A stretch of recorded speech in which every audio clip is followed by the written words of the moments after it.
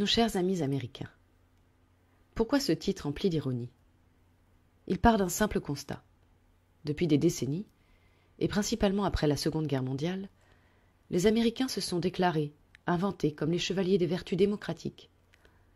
Il semble donc que les représentants de ce peuple, passés de l'état barbare à décadent sans avoir connu de civilisation, soient seuls juges de la valeur des régimes dans le monde, arbitres suprêmes du bien et du mal, jusque dans les pensées intimes relevant de la sphère domestique. Pour comprendre l'origine de ce déterminisme, il fallait remonter à la création non pas des États-Unis, mais bel et bien des premières colonies d'Amérique.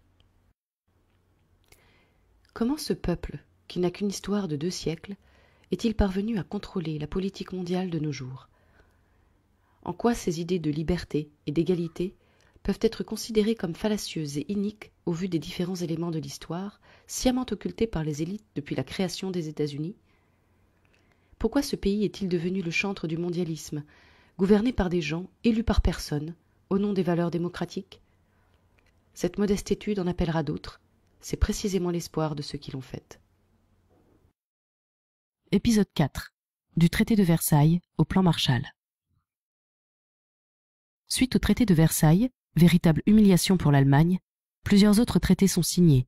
Celui de Gênes, en 1922, qui a eu pour but de rétablir l'ordre monétaire mondial complètement désorganisé par la Première Guerre mondiale, et celui de Rapallo, la même année entre l'Allemagne et l'URSS, dont l'objet était de rompre l'isolement dont ces pays furent l'objet après la Première Guerre mondiale et la révolution bolchevique. En fait, le traité de Rapallo, c'est un traité qui va être signé entre la Russie et l'Allemagne. Mais ce traité, en fait, il va être conclu en sous-main, puisque auparavant, il y avait la conférence de Gênes qui était organisée en 1922. Et dans cette conférence de Gênes étaient principalement invités tous ceux qui étaient censés se partager le pétrole. Et notamment aussi pour traiter aussi encore sur des affaires de réparation que l'Allemagne devait effectuer pour les Français et les Belges. Donc à Rapallo va y avoir un personnage très célèbre du côté allemand, qu'il s'agit de Walter Rathenau, qui faisait partie de l'élite allemande, oui, qui s'appelle les 300. Hein. Ouais. Donc c'est une société secrète qui regroupait un peu les 300 personnes les plus influentes du monde. Donc pendant ce traité, en fait, Rathenau va essayer quand même de donner un coup de pouce à l'Allemagne en signant un accord concernant la livraison de pétrole avec Tchitcherin, qui est un ministre russe à l'époque.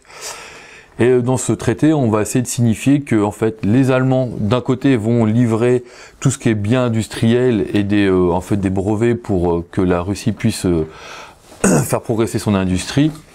Et donc, en échange, les Russes livraient du pétrole à moindre mesure, sans passer par les consortiums anglo-américains, et ce qui permettait ainsi à l'Allemagne de se reconstruire plus facilement. Donc suite à ce traité, une fois que les Anglais apprennent ce traité qui était signé, ils vont tout mettre en place pour essayer de le faire, d'empêcher ce traité de se mettre en place. Donc qu'est-ce qu'ils vont faire? Tout simplement, ils vont assassiner Walter Rathenau, qui va mourir dans les bras de sa maîtresse. Qui va mourir dans les bras de sa maîtresse et qui dira que sa dernière phrase sera « Les 300 qui gouvernent le monde ». Voilà. En fait, il expliquait qu'en fait, il s'est fait assassiner du fait du traité de Rapallo. De ce traité de Rapallo, mais de sa trahison par rapport à toutes ces élites mondiales. Par rapport à ces élites mondiales. J'avais oublié quand même de citer une anecdote qui est quand même assez sympathique. Quand on sait, comme on l'a expliqué auparavant, le rôle de la finance dans la révolution russe, on verra que comme par hasard, par exemple, la famille Rothschild vend ses champs pétroliers en Azerbaïdjan en 1911 à Deterding, quand dans le même temps la finance de Wall Street, qui est bien entendu en partie à Rothschild, était en train de financer cette révolution. Donc, parce que Deterding va avoir un rôle très important après, et sa position vis-à-vis de la Russie et son amertume sont compréhensibles. Par contre, on peut louer l'esprit quand même de la famille Rothschild, qui a eu le bon sens de vendre ses champs de pétrole en Azerbaïdjan juste avant l'arrivée des bolcheviks. Donc je vous disais que pendant que le traité de Rapallo était signé, il y avait la conférence de Gênes qui était organisée. Et il y a quelque chose à signifier, c'est qu'en fait les USA avaient été évincés par les Anglais de cette conférence. C'est-à-dire que au moment où ils allaient une nouvelle fois essayer de se partager le pétrole, ils avaient encore une fois évincé les Américains pour le partage du pétrole. Et en fait, cette éviction, elle a fait suite à différents divergences qui a lieu entre ces deux pays pour s'administrer le contrôle du pétrole. Du pétrole mondial. Alors cette guerre du pétrole, en fait, elle commence principalement en 1920 aux États-Unis, quand il y a un président américain qui s'appelait Sinclair, en fait, et enfin c'est un ami du président Harding il s'appelait Sinclair, qui avait réussi à parvenir à un accord avec les Russes pour justement se réapproprier tous ces champs pétrolifères de Bakou, qui étaient l'un des principaux, voilà, qui produisaient le plus de pétrole à cette époque.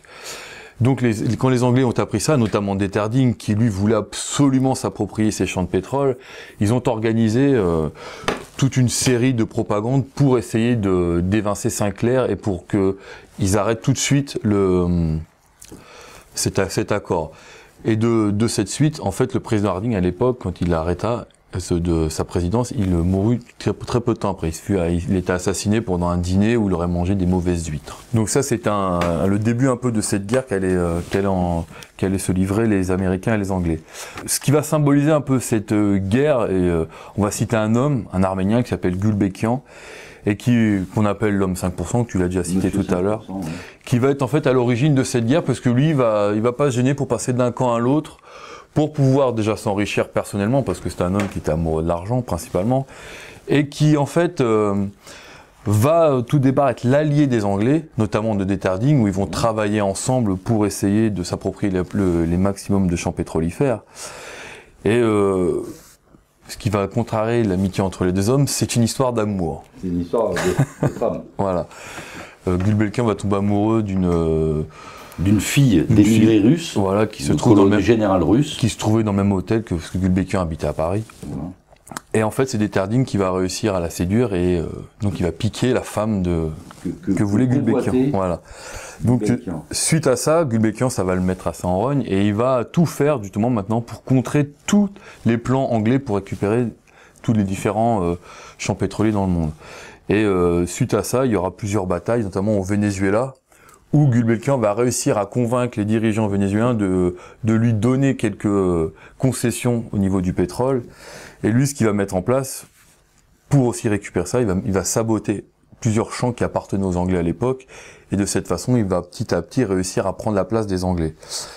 Et il va d'ailleurs récupérer la plus grande concession pétrolière à cette époque au Venezuela, qui s'appelle la Venezuelan Oil. Ensuite, il va lancer une grande offensive boursière en 1931, où il va faire une espèce de délit d'initié, puisqu'il va déjà vendre toutes les parts qu'il avait de la BP à cette époque, à bas prix. Il va créer une forme de panique boursière, et en plus, à travers ça, il va lancer une fausse rumeur dans laquelle il disait que Deterding, dont le puissant magnat de pétrole anglais, qui était mort. Donc de ce fait, toutes les actions boursières, que ce soit de la Royal Dutch ou de la BP, allaient complètement baisser. Lui, il va en racheter la plupart. Donc de cette façon, seulement il va s'enrichir et il va mettre un coup aux Anglais parce qu'ils vont perdre en fait des parts de leur propre pétrole, de leur propre concession pétrolière.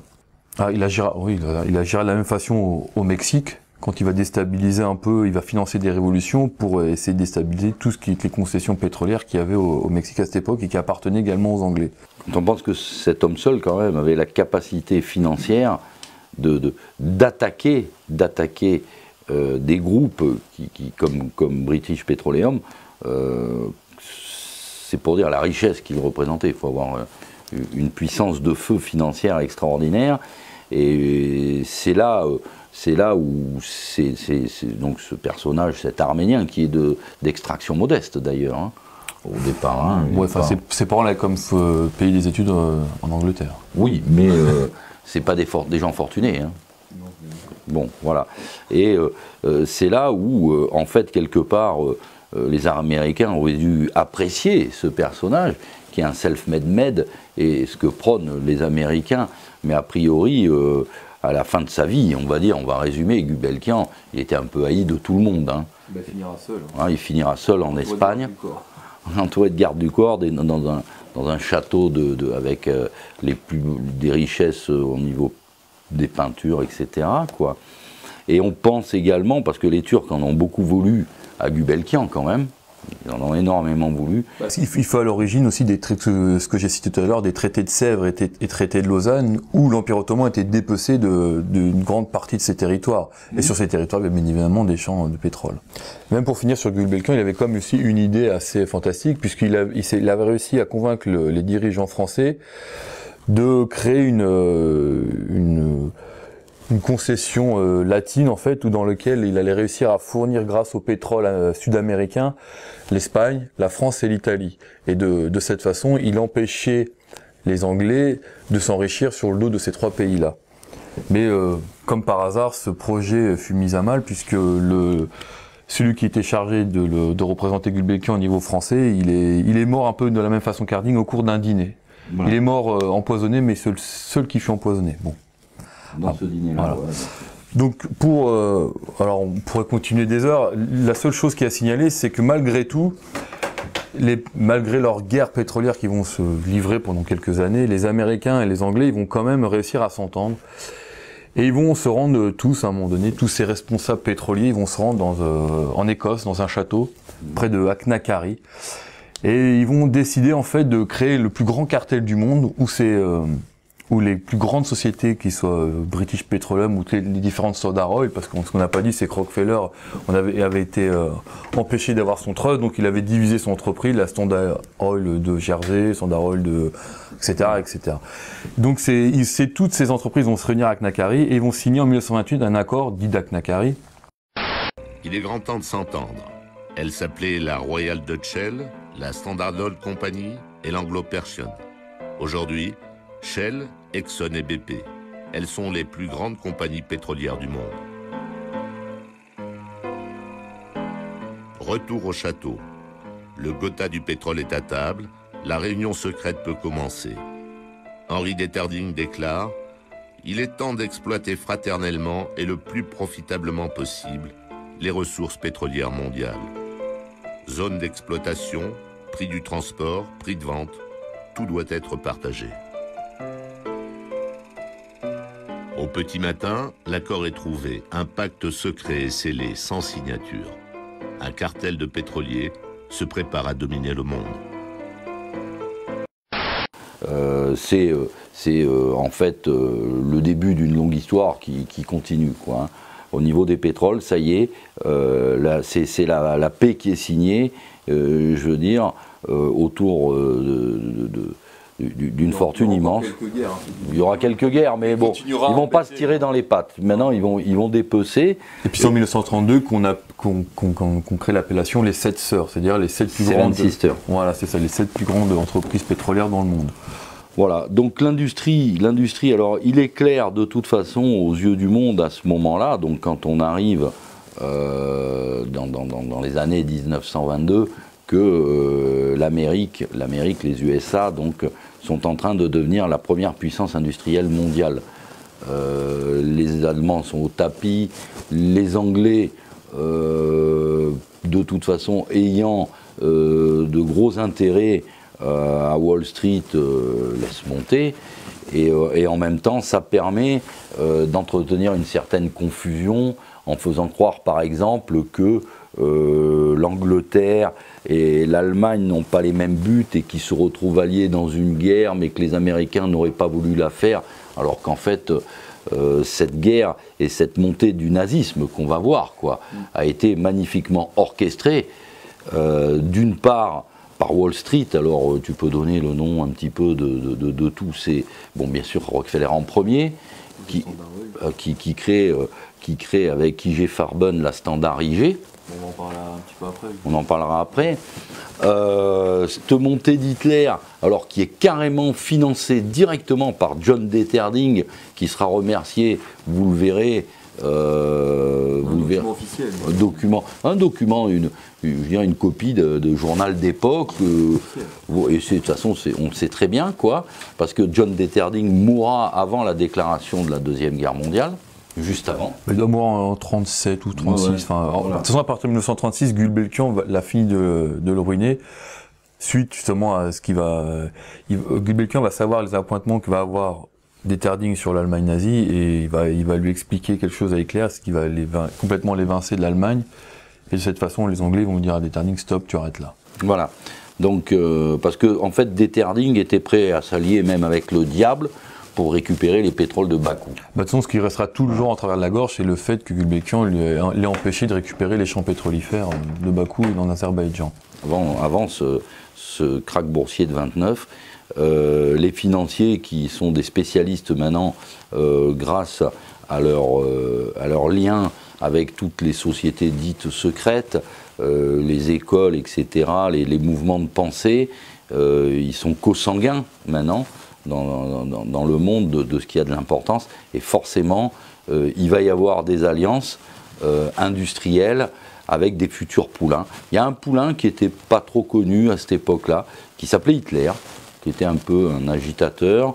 Il y avait en Espagne un espèce de ferment révolutionnaire qui était orchestré par Moscou, qui donnera la guerre d'Espagne. Il y a beaucoup de mouvements en Europe, et donc dans l'esprit, je dirais, de cette oligarchie mondiale montante, le véritable ennemi, c'est l'État-nation. Donc le mieux, c'est d'essayer d'emmener tous ces États-nations dans une guerre, puisque aujourd'hui, ceux qui ont un petit peu, je crois que tu as le livre dessus que tu pourras montrer, les États-Unis d'Europe sont une invention américaine. Voilà. Et comme je l'avais signifié, et les gens auront le document sur la vidéo, déjà, on voit les sociétés de pensée, on va dire, hein, la franc-maçonnerie, on va l'appeler comme ça, avaient déjà prévu, avant que ça arrive, les États-Unis d'Europe.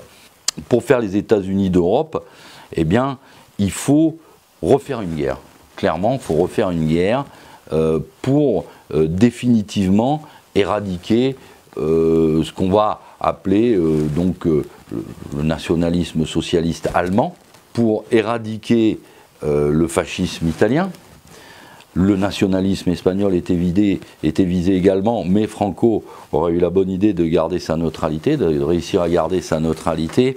Et en même temps, alors là, ça va devenir très compliqué, parce qu'en interne aux États-Unis, on se rend compte qu'il y a déjà des infiltrations dites marxistes dans le gouvernement américain, de grosses infiltrations, qui sont financées par Wall Street, tout comme la Russie est financée par Wall Street, parce qu'il faut savoir que déjà au départ, c'était Trotsky, le poulain de Wall Street, qui était prévu, je crois qu'il était marié avec une fille de banquier d'ailleurs, américaine, si j'ai bonne mémoire.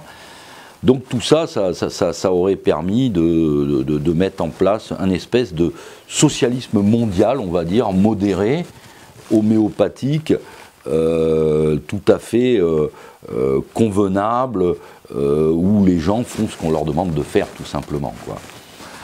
Donc, les industries américaines vont activement, et la haute finance, vont activement faire tomber déjà l'Allemagne, la République de Weimar, en leur coupant les crédits. Donc la première partie, c'est la crise de Weimar, la première partie de l'ascension d'Hitler, c'est la crise financière allemande.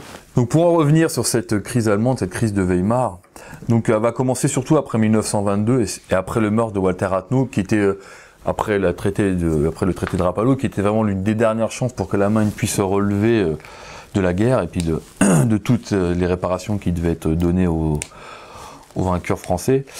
Donc à partir de 1922 va commencer l'escalade au niveau du mark, c'est-à-dire l'écroulement du mark face au dollar.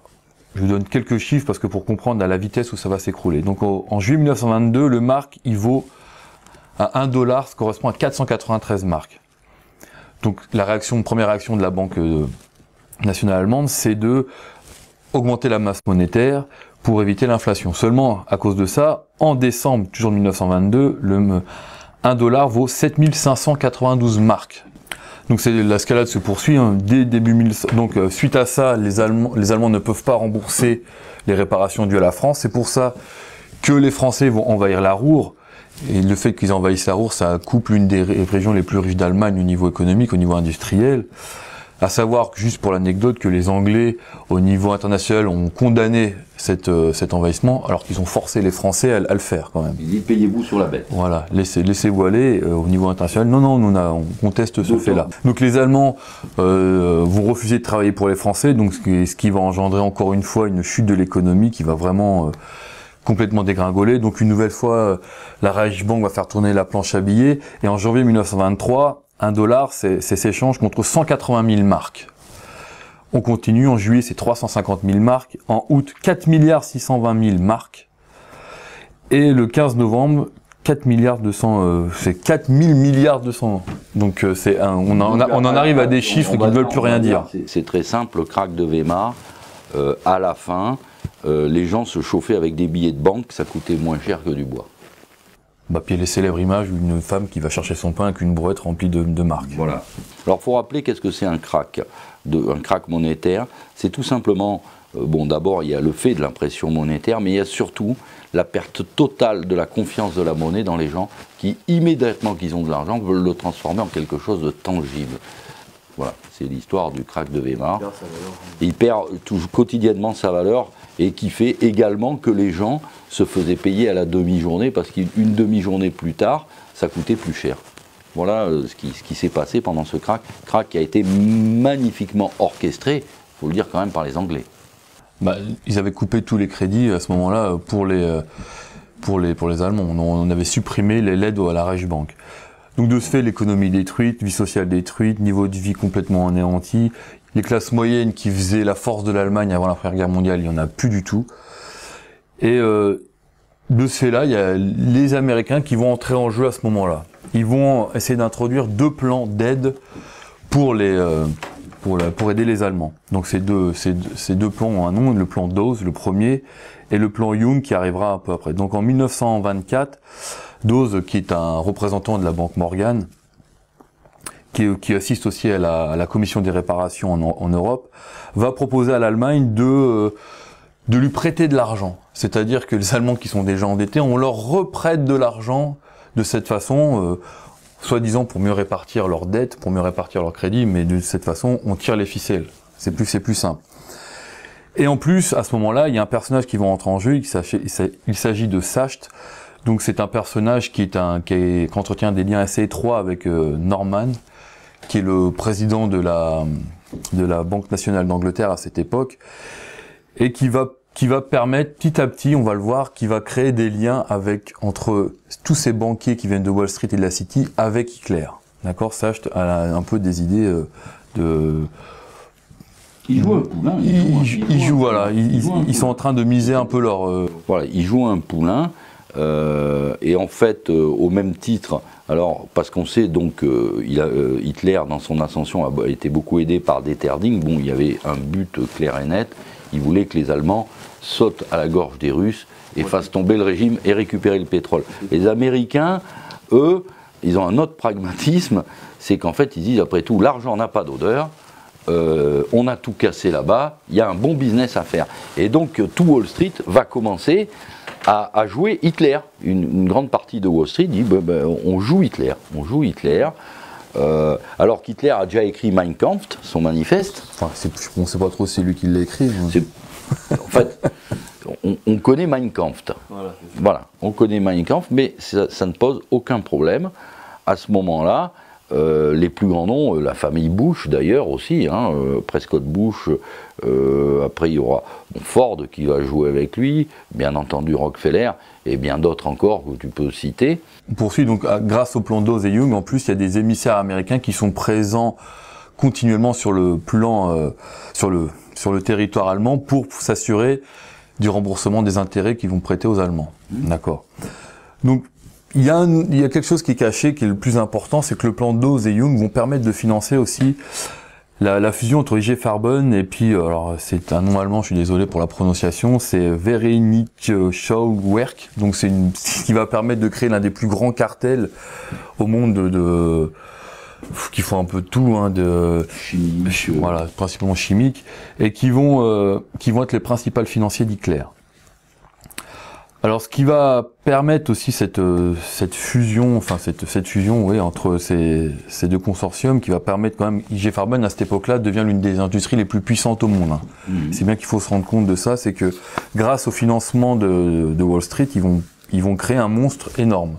Donc ce grand cartel va petit à petit créer des petits, c'est-à-dire qu'il y a plusieurs entreprises qui vont venir se greffer pour aider tous ces pour préparer l'arrivée d'Hitler au pouvoir en 1933. Qui vont préparer, qui vont aider tout simplement à réarmer l'Allemagne, voilà, tout doucement. Voilà, c'est-à-dire parce qu'une, je veux dire, il faut une réactivation du système industriel pour pouvoir repartir en guerre.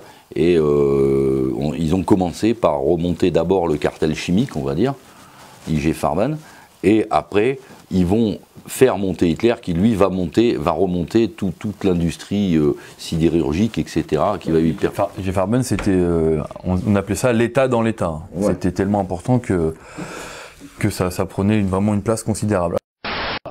In Hitler Germany, the German banks and the German industrialists didn't like Hitler. They wouldn't give him any money.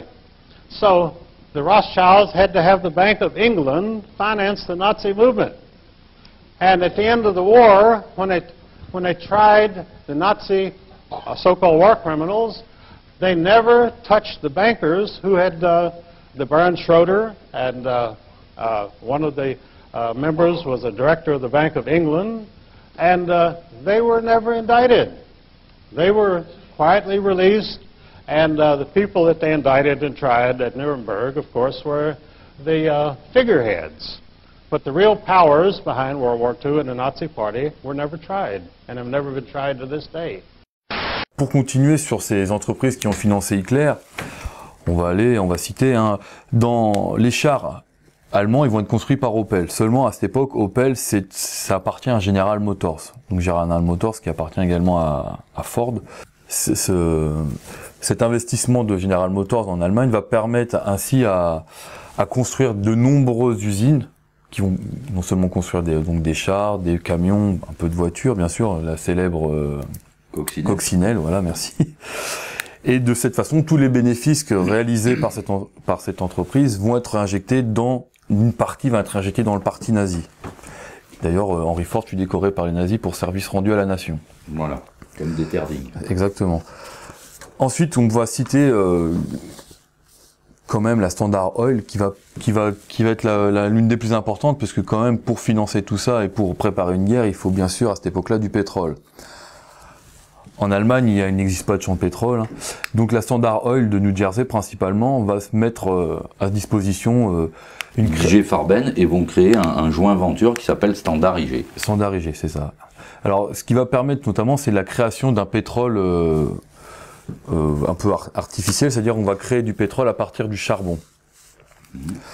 Donc en collaboration toujours avec General Motors, on va créer ce qu'on appelle l'éthyle de plomb, qui va permettre donc à préparer la guerre pour permettre au ravitaillement allemand pour tous ces engins motorisés. Ensuite, on pourrait citer ITT, qui va permettre notamment de créer tout ce qui est la communication, autour de la communication. On pourrait continuer comme ça avec la banque Harriman. Donc Harriman, c'est Clinton, le grand-père de Bush, Prescott Bush, qui va financer directement Hitler à travers une banque hollandaise. Banque Thyssen, je crois. Alors Thyssen Group. Thyssen, c'est aussi un industriel qui va financer le parti d'Hitler aussi. Donc toutes ces, alors, on pourrait citer aussi Schroeder, hein, qui va aider aussi secrètement, qui va donner des fonds nazis, quelques millions de dollars par-ci par-là. Et ensuite, à niveau de cette montée aussi, on pourrait citer Paul Warburg, d'accord, qui à cette époque-là est le directeur de la Fed, et qui par un intermédiaire de succursale en Europe va donner de l'argent à Hitler en passant par IG Farben. Donc grâce à tout ça, petit à petit les nazis vont pouvoir se réarmer, se préparer à la guerre. Juste pour en aparté comme ça, IG Farben va être aussi en lien avec la fondation Rockefeller pour, comme on avait dit tout à l'heure, commencer à faire des tests sur la on va dire, pour essayer de contrôler la croissance démographique. Et tous ces tests vont bien sûr être faits dans la création de tous ces camps de concentration, camps d'extermination nazis, et qui dureront même, qui participeront à la solution finale par les nazis après. And in fact, in my book on murder by injection, I point out that they actually went after some of the officials of IG Farben in Germany, and IG Farben was controlled by the Rothschilds. They had an American branch of IG Farben, which Paul Warburg, founder of the Federal Reserve System, was a director. And IG Farben's goal was to control the chemical industry of the entire world. And so they set up an American branch and a South American branch and a European branch. And it was the IG Farben people in Germany who were tried and executed for experiments on prisoners. And they have carried on those same experiments on prisoners in this country ever since. And nobody is arrested. Les séquençages OGM ont été développés dans les camps de concentration, par exemple. C'est-à-dire qu'aujourd'hui, quand vous mangez des produits transgéniques, il faut savoir que ça a été étudié en premier lieu dans les camps de concentration. Voilà. Et puis quelques anecdotes comme ça, quand les Américains ils sont arrivés en Allemagne, en fait ils ont constaté que les chars allemands, ils étaient un peu la copie conforme des leurs. C'est-à-dire que c'était un peu les mêmes, déjà le même moteur, et juste pour signaler la participation des Anglais, tous les moteurs de la Luftwaffe étaient produits par Rolls-Royce. Voilà. Donc Hitler, il n'est pas arrivé tout seul au pouvoir. Voilà. Le procès de Nuremberg a été une grande pantomime, on dira. Donc, dans cette crise, le Weimar et puis l'aide spontanée des Anglo-Américains, arrive ce fameux crack de 29. Ça ne s'est pas effondré en 29. Par contre, comme par hasard, c'est juste un président fraîchement élu qui arrive aux États-Unis avant le crack de 29. C'est Hoover, si j'ai bonne mémoire, le président Hoover, qui lui d'ailleurs n'était pas franc-maçon, qui avait des idées qui dérangeaient un peu, et lui il arrive et lui tombe dessus cette grande dépression américaine. Alors le crack de 29, il faut quand même dire une chose, qu'il y a eu ce fameux jeudi noir, mais qu'après, la bourse est remontée et le vrai crack a eu lieu en 1936.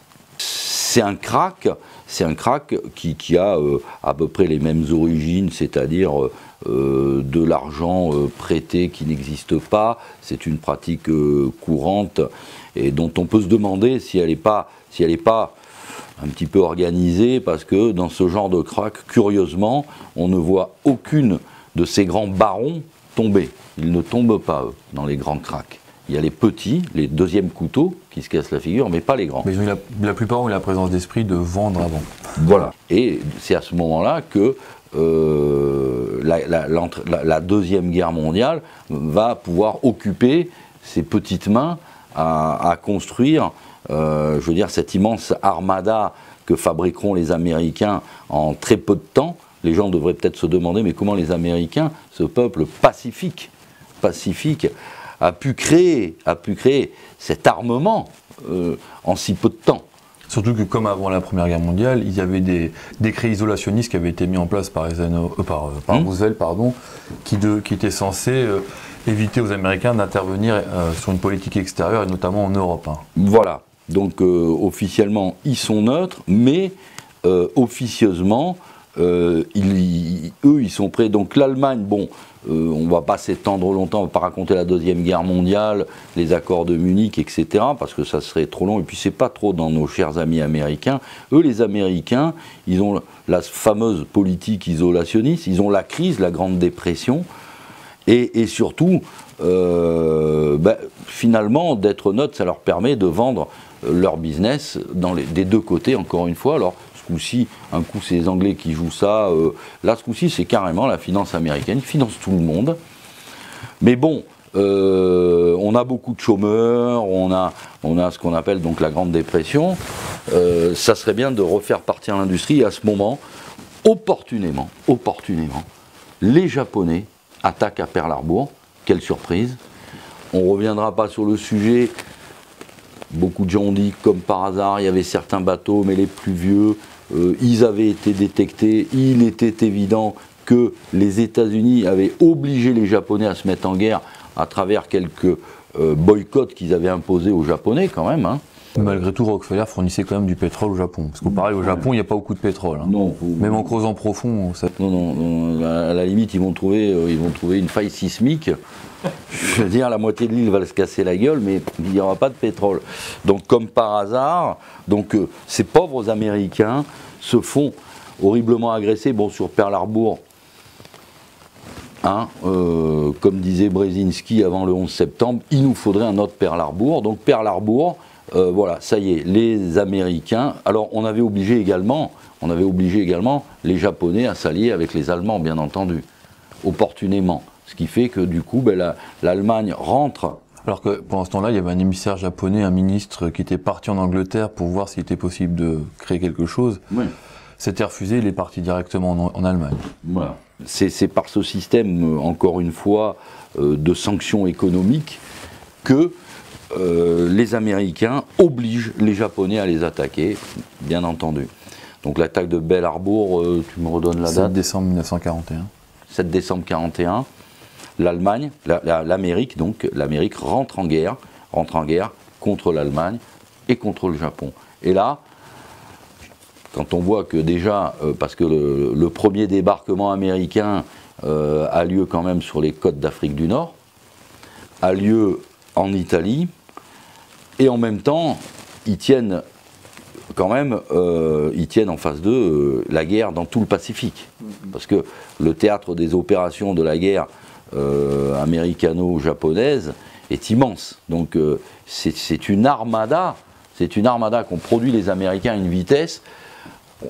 Je dirais qu'il y a une spontanéité, une capacité de réaction vachement diversifiée, parce que dans le Pacifique c'est une guerre aéronavale, ouais. Alors que dans l'Europe c'est une guerre vraiment terrestre. Donc, encore une fois, je veux dire, ce peuple providentiel, puisqu'il se veut comme tel, et c'est là où tout le monde va être stupéfait, c'est la capacité de passer de la neutralité à une production de guerre qu'on appellera aujourd'hui le complexe militaro-industriel, qu'on pourrait, je pense que les historiens devraient se demander, mais comment ils ont fait pour faire aussi vite? Parce que avant de produire des porte-avions, des avions qui fonctionnent sur des porte-avions, je veux dire, il faut quand même avoir fait quelques préparations. Et là, tout à fait par hasard, donc ces pauvres Américains sont agressés par les Japonais et ils gagnent la guerre 4 ans après. On remarquera aussi que pendant quand la phase des opérations terrestres, opération Overlord, arrive donc sur le continent européen, les Allemands qui jusqu'à présent s'amusaient à bombarder les Anglais se font bombarder à leur tour, mais jamais IG Farben. D'ailleurs, tout le monde savait qu'il fallait se protéger chez Standard IG, donc qui était la société de M. Rockefeller. Standard IG voilà, n'a jamais été bombardé. Comme la plupart des industries Opel fondées par General Motors, les gens allaient se réfugier là-bas à chaque bombardement. Voilà. Ça n'a jamais été bombardé. D'aucuns pourront attribuer ça au hasard. À Londres, le château de la reine d'Angleterre n'a jamais été bombardé. Enfin, c'était pas la reine d'Angleterre à cette époque, c'était George VI. Mais... On remarquera également donc dans ce conflit entre les Allemands et les Américains d'étranges accords avec les bolcheviks. D'un coup, Staline, qui était infréquentable, devient quelqu'un de tout à fait fréquentable. Et il va se passer d'étranges accords, les accords de Yalta notamment. Donc, l'histoire de la Deuxième Guerre mondiale, des opérations militaires, on ne va pas s'étendre dessus. Hein. On a fait le lien entre, je veux dire, Wall Street et Hitler. Il y a la pantomime de Nuremberg également. Il n'y a pas un financier il y a Rockefeller qui ne s'est pas présenté, qui a eu 500 000 $ d'amende pour collusion avec l'ennemi. Cette guerre, de toute façon, il était clair qu'elle était perdue bien avant 1945. Elle était perdue bien avant 1945, c'est pour ça qu'il y a eu l'attentat contre Hitler par ses généraux. Ils savaient qu'ils avaient perdu longtemps à l'avance. Et curieusement, les opérations ont un petit peu traîné quand même. On s'est partagé le monde à Yalta, encore une fois. Et qui on voit à Yalta? Eh bien, on voit d'un côté Staline, qui demande des territoires, il Sakhaline, il veut en piquer un peu au Japon, et surtout, alors qu'on connaît très bien l'hégémonisme des marxistes sur le territoire européen, en fait, à Yalta, on lui avait fait cadeau déjà pratiquement tous les pays de l'Est, toute l'Europe de l'Est. On avait exigé, ce que peu de gens savent, c'est qu'on avait exigé le démantèlement des empires coloniaux, que ce soit français en premier, italien bien entendu. Alors déjà, il n'y a plus d'empire colonial. Alors beaucoup de gens ont regardé justement, mais ça c'est les accords de Yalta et on y reviendra après. Et donc, cette guerre, on laisse les Russes avancer plus vite que les Américains. Le général Patton qui veut arriver le premier à Berlin, on lui coupe le carburant, hein, n'est-ce pas? Donc on voit très bien que, encore une fois, on a décidé, donc Roosevelt qui d'ailleurs commençait à être sérieusement malade. Il était pas en forme. Churchill qui connaissait très bien, je ne citerai pas les phrases de Churchill concernant la révolution russe, mais qui connaissait très bien la nature de la révolution russe, et notamment qui avait dénoncé dans cette révolution les oligarchies financières qui avaient déclenché cette révolution russe, donc se met à table avec Staline et Roosevelt. Là, on se partage le monde et on prend des décisions, mais des décisions en fait qui sont a priori, qui doivent avoir un aspect d'humanisme, de création de démocratie, etc., mais qui vont être absolument catastrophiques pour la suite. Et alors, on pourrait croire, ouais, on a fait des concessions à Staline, impensables qu'on n'aurait pas dû faire, mais simplement, il faut quand même savoir que la bombe Little Boy était chargée sur l'avion Enola Gay qui a bombardé Hiroshima, Nagasaki.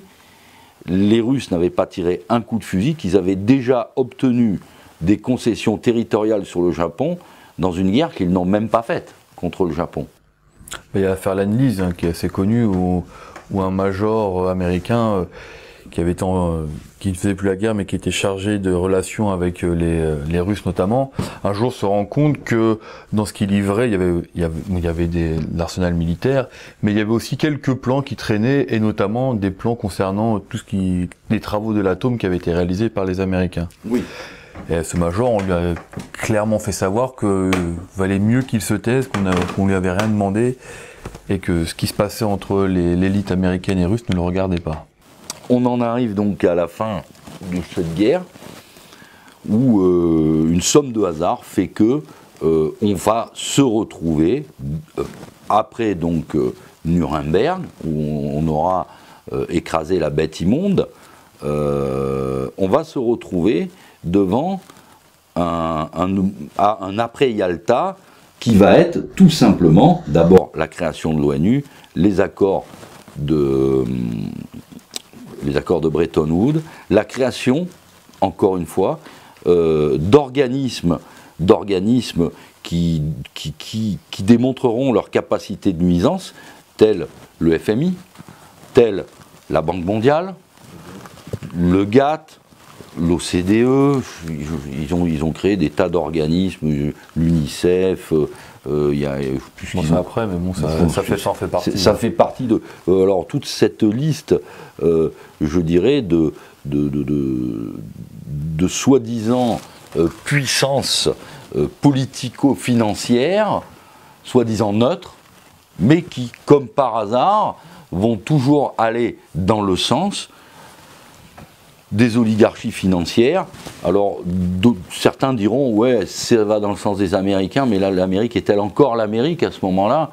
Ou est-ce que c'est pas ce qu'on sait aujourd'hui et que tout le monde sait, c'est à peu près, comme ils avaient prévu depuis longtemps, c'est à peu près 500 multinationales qui contrôle 80% du marché mondial. C'est devenu, aujourd'hui on en est là, c'est une grosse multinationale. Mais on va aborder donc ce sujet de l'après-Bretton Woods, des accords de Bretton Woods, de l'après-Bretton Woods, et de la suite qui est très importante. Ah, l'opération Lys d'Or. Ah ouais, l'opération Lys d'Or, alors c'est tout simplement, voilà, moi je vais le résumer, c'est très simple.